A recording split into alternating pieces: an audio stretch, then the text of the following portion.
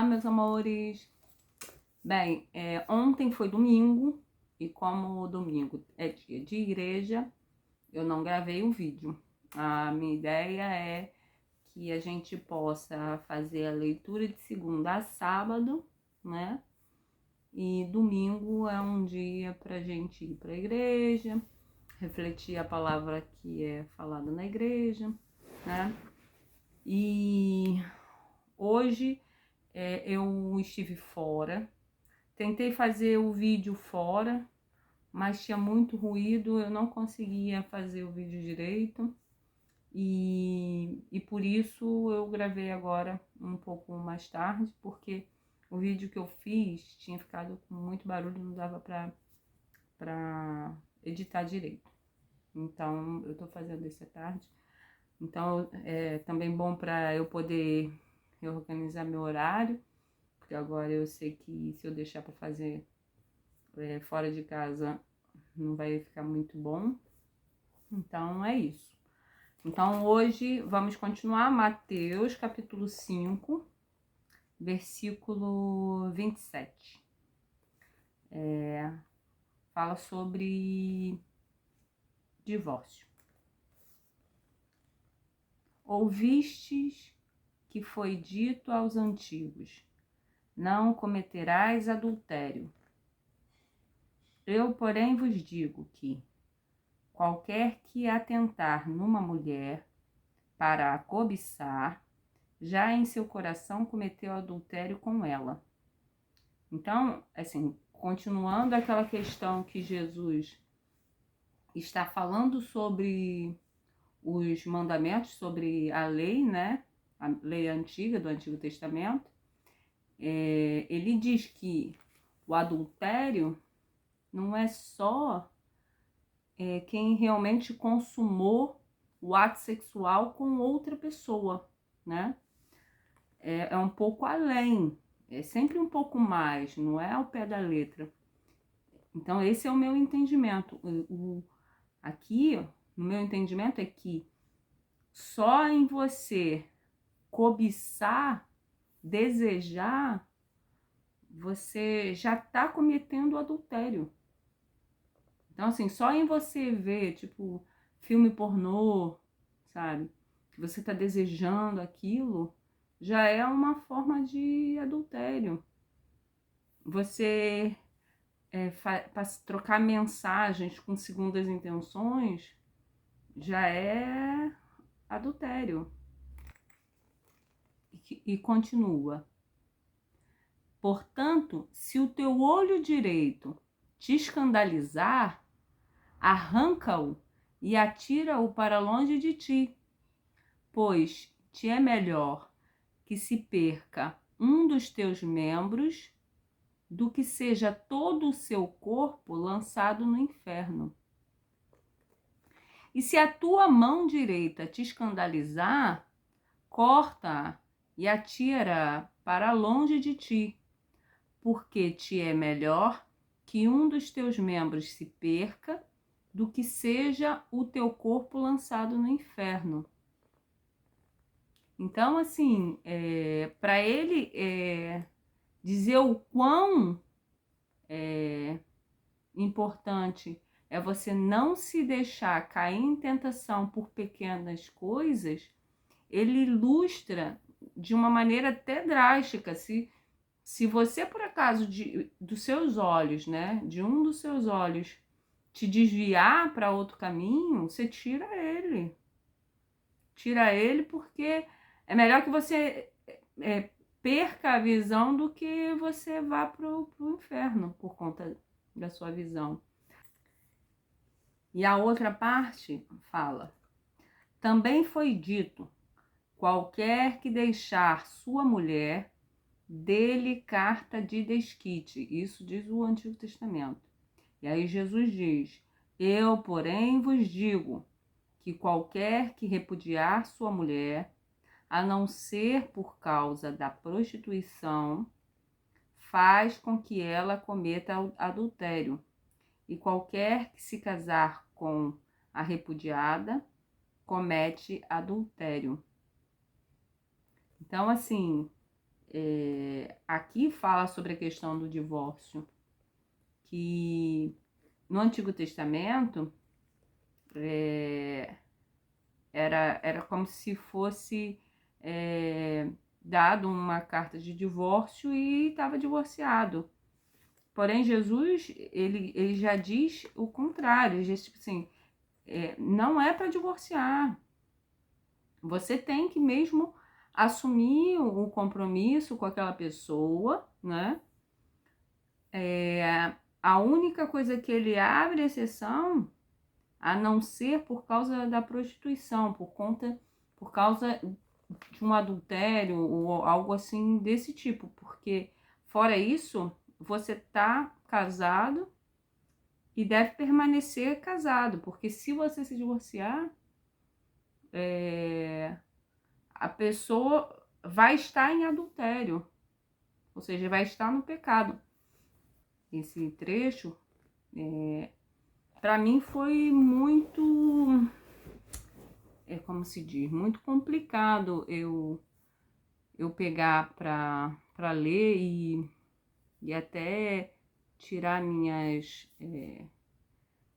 conclusões sem colocar novamente as questões pessoais, porque eu sou divorciada e quando eu li, para mim foi muito, muito, muito forte, porque quando a gente lê e vê quão importante é essa questão do casamento e que o divórcio não é uma opção assim tão que deve ser usada como a gente vem usando, que me fez pensar muito, porque o casamento é uma escolha, né? E por vezes a gente escolhe casar sem estar preparado para o matrimônio. E aí se casa e por vezes não consegue lidar com o casamento, com o matrimônio, da maneira que deveria. E graças a Deus, Jesus, ele está disposto a perdoar nossos pecados. E tanto é que com Maria Madalena, que cometeu adultério, Jesus a perdoou, né? Que a gente vai ver mais à frente. E disse, vais e não peques mais. Então, assim, o fato da gente pecar, da gente errar e se arrepender do nosso erro e pedir perdão, né? Pelo nosso erro, pelo nosso pecado, né? Jesus está disposto a nos aceitar, mas ele não quer que a gente cometa os mesmos erros. E aí você assume um novo casamento, você precisa fazer diferente. A ideia inicial é não pecar, né? É não errar. Mas se você erra, reconhece teu erro, pede perdão pelo seu erro, você não pode reincidir nesse erro, né? No erro, no pecado. Então tem que fazer diferente. Então, só para resumir assim, o meu entendimento, né, da leitura de hoje, o que eu entendi foi que, como o matrimônio é muito importante, né, Jesus não aceita a questão do divórcio para qualquer situação. Tanto é que ele ressalta que só em caso de adultério, né? De prostituição, que no caso dessa tradução é o que chama. Então, assim, só nessa situação, nenhuma outra é aceito, né?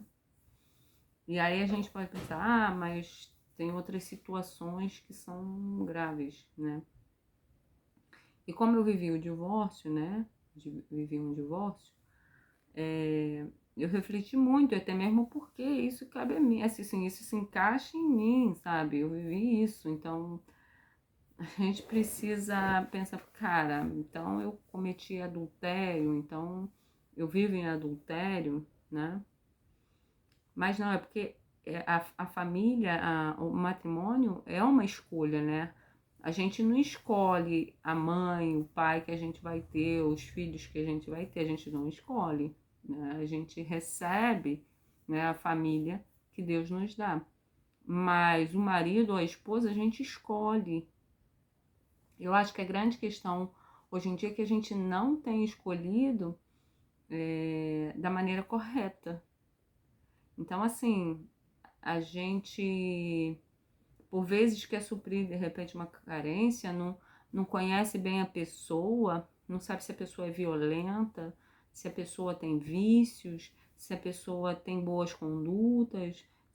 A gente não conhece a pessoa direito, né? E segue para o matrimônio. E aí depois que casa, que vai, não, eu não sabia que ele era violento, não sabia ela era da vida, ou que, sei lá, não tinha um compromisso com a família. E aí começa a ver os defeitos. Só que assim, o período do namoro é justamente para a gente conhecer e saber se realmente tem condições de levar ao matrimônio, né? Então, assim, e uma vez que você escolhe ficar com aquela pessoa, é fazer dar certo. E existem várias formas de fazer dar certo, né? Só que, por vezes, a gente não está disposto, né? Nós não estamos dispostos a fazer dar certo, porque no mundo que vivemos é muito mais fácil, não dá certo, descarta, parte para outro. E aí, uma coisa é você fazer isso enquanto tá namorando, né? Para você identificar a pessoa que realmente é para casar, né? É como se fosse um processo seletivo.